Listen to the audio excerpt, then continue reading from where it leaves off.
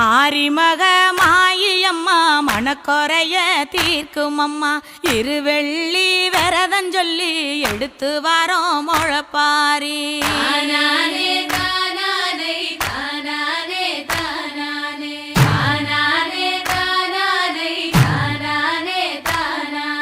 காத்து மட்டும் வந்து போகும் கட்ட பொம்மை கோட்டை போல வெயில் பட ஓல பின்னி விதைச்சு வச்சோம் முழப்பாரி